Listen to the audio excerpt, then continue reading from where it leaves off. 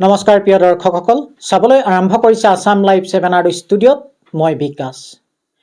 প্ৰিয় দৰ্শকসকল, জনতাৰ অশ্ৰুত নিৰ্বাপিত হ'ল লেলিহান শিখা। হয়, আপোনালোকে ঠিকেই শুনিছে। প্ৰিয় দৰ্শকসকল, এজন মানুহৰ অন্তিম যাত্ৰা হয় ৰাইজৰ অশ্ৰু আৰু ৰাইজে ছটিয়াই দিয়া ফুলৰ ওপৰেৰে হয়, নতুবা একাংশ মানুহৰ অন্তিম যাত্ৰা জনতাৰ থুক খেকাৰ গালি গালাজৰ মাজেৰে হয়। এয়া হৈছে অন্তিম যাত্ৰাৰ দুখন ছবি। কিন্তু আজি জীৱিত কালতে এইগৰাকী শিখা শৰ্মাক ক্ৰাইম ব্ৰাঞ্চে যেতিয়া গাড়ীত ভৰাই লৈ গ'ল, জীৱিত কালতে এইগৰাকী তথাকথিত লেখিকাই জনতাৰ থুক খেকাৰৰ ওপৰেৰে যাব লগা হ'ল, গালিৰ মাজেৰে তেওঁ যাত্ৰা কৰিব লগা হ'ল। আপোনালোকে অনুভৱ কৰিব পাৰিছে এখেতৰ এই শিখা শৰ্মা নামৰ এইগৰাকী তথাকথিত লেখিকাৰ যি চিন্তা, এই চিন্তাৰ এওঁৰ পুৰস্কাৰ আজি পাইছে জনতাৰ পৰা। প্ৰিয় দৰ্শকসকল, জুবিন গাৰ্গ এটা নাম নহয়, এটা সত্তা। জাতিক জগোৱা এটা নাম জুবিন। সেই জুবিন গাৰ্গৰ মৃত্যুৰ পিছত এই শিখা শৰ্মাই জুবিন গাৰ্গৰ চৰিত্ৰ হনন কৰাত যেনেদৰে উঠি পৰি লাগিল, আজি এনেকুৱা কথা, এনেকুৱা চিন্তা আচলতে মানসিক ভাৰসাম্য বৰ্তাই ৰখা কোনো পুৰুষ মহিলাই ক'ব নোৱাৰে। কেৱল মাত্ৰ শিখা শৰ্মাৰ ক্ষেত্ৰতহে এয়া সম্ভৱপৰ হৈছে। কেৱল জুবিনকে নহয়, আমাৰ প্ৰাণৰ শিল্পীজনৰ পিতৃ 84 বছৰীয়া বৃদ্ধ পিতৃজনকো এইগৰাকী তথাকথিত লেখিকা শিখা শৰ্মাই তেওঁৰ সমালোচনাৰ পৰা, তেওঁৰ গালি গালাজৰ পৰা, চৰিত্ৰ হননৰ পৰা এৰি নললে। সৰল মনা জুবিন ভগ্নীকো এৰি নিদিলে শিখা শৰ্মাই।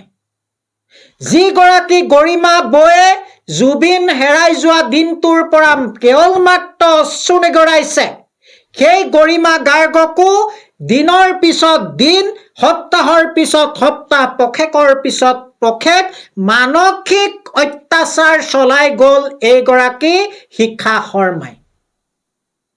এইগৰাকী শিখা শৰ্মাই এদিন মিয়া প্ৰেমী হৈছিল আৰু যেতিয়া সেইসকল মিয়াই বুজি পালে যে এইগৰাকী এগৰাকী ছদ্মবেশী মিয়া প্ৰেমী, তেতিয়াই মিয়াৰ এই শিখা শৰ্মাৰ ওপৰত আস্থা হেৰুৱালে। আৰু যেতিয়াই আস্থাহীনতাত ভুগিলে, মিয়াৰ মৰম নাপালে, এওঁ হৈ গ'ল কট্টৰ হিন্দু। মিয়াক গালি পৰাৰ আৰম্ভ কৰি দিলে। আৰু এইগৰাকী এতিয়া সনাতনী সংস্কৃতিৰ কথা কোৱা, সনাতনী সভ্যতাৰ কথা কোৱা তথাকথিত লেখিকা শিখা শৰ্মা। ৰামায়ণে আমাক কি শিকায়? ৰামায়ণে আমাক কয় যে মৃত্যুৰ পিছত কোনো শত্ৰুতা নাথাকে। এই কথা ৰামে কৈ গৈছে।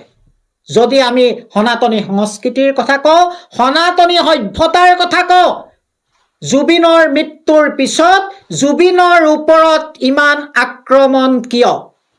কেৱল শিখা শৰ্মাই নে একাংশ নিৰ্লজ কণ্টেণ্ট ক্ৰিয়েটৰ, একাংশ নিৰ্লজ জ্যেষ্ঠ সাংবাদিক, মুখাপিঠা সাংবাদিক, এওঁলোকে জুবিনৰ সত্তাটোক হত্যা কৰিবলৈ অহৰহ উঠি পৰি লাগিছে। এতিয়া একাংশ সাংবাদিকৰ বাবে, একাংশ কণ্টেণ্ট ক্ৰিয়েটৰৰ বাবে, একাংশ তথাকথিত লেখক লেখিকাৰ বাবে মুখ্যমন্ত্ৰী তথা প্ৰধানমন্ত্ৰীৰ ভৰি চেলেকাটোৱে এওঁলোকৰ হৈ পৰিছে জীৱন জীৱিকাৰ একমাত্ৰ উপায়। আমি খাদ্য খাওঁ আমাৰ দেহৰ পুষ্টিৰ বাবে, আৰু যেতিয়া আমি আমাৰ খাদ্যত আমাৰ দেহে পৰিপুষ্টি নাপায়, তেতিয়া আমি ফুড ছাপ্লিমেণ্ট গ্ৰহণ কৰোঁ, খাদ্য পৰিপূৰক গ্ৰহণ কৰোঁ। এতিয়া অসমত একাংশ তথাকথিত লেখক লেখিকা, একাংশ কণ্টেণ্ট ক্ৰিয়েটৰ আৰু একাংশ সাংবাদিক নামধাৰী নিৰ্লজ্জ একাংশৰ বাবে মুখ্যমন্ত্ৰী আৰু প্ৰধানমন্ত্ৰীৰ ভৰি চেলেকি পৰিপুষ্টি আদায় কৰাটোৱেই যেন জীৱন জীৱিকাৰ একমাত্ৰ সম্বল। এতিয়া মুখ্যমন্ত্ৰী আৰু প্ৰধানমন্ত্ৰীৰ ভৰিৰ তলুৱা তেওঁলোকে ফুড ছাপ্লিমেণ্ট বিচাৰি পায়। ফুড ছাপ্লিমেণ্ট বিচাৰি পায় এওঁলোকে। প্ৰিয় দৰ্শকসকল, সময় থাকোঁতে জাগিবৰ হ'ল। পুনৰ কৈছোঁ, সময় থাকোঁতে জাগিবৰ হ'ল। জুবিন গাৰ্গৰ দৰে এটা সত্তা, জনতাৰ পক্ষত থাকি কণ্ঠ নিগৰুৱা এক সাহসী নিৰ্ভীক শিল্পী আমি নাপাওঁ। যদি জুবিন গাৰ্গৰ ক্ষেত্ৰতে এনে হয়, কালিলৈ নৱপ্ৰজন্মই একে ধাৰা অব্যাহত ৰাখি জাতিক জগোৱা গান গাবলৈ, মাটিৰ সপক্ষত কণ্ঠ নিগৰাবলৈ আগবাঢ়ি নাহিব। অসমৰ মাটিত এটাই প্ৰতিষ্ঠা হ'ব যে ৰজাৰ ভৰি চেলেকা আৰু জীৱনৰ বাট নিৰ্মূল কৰা। আপুনি মই জীয়াই থাকোঁতে এয়া হ'ব দিব নোৱাৰোঁ। ৰাইজ জাগক, ঐক্যবদ্ধ কণ্ঠেৰে কওক যে জাষ্টিছ ফৰ জুবিন গাৰ্গ, নিৰ্বাপিত হওক লেলিহান শিখা। এনেকুৱা হাজাৰগৰাকী লক্ষগৰাকী শিখাক আপোনালোকৰ চকুলো, আপোনালোকৰ গালি গালাজ, আপোনালোকৰ ক্ষোভত নিৰ্বাপিত কৰিব লাগিব। আৰু আজিৰ দিনৰ সংকল্প হওক এয়া।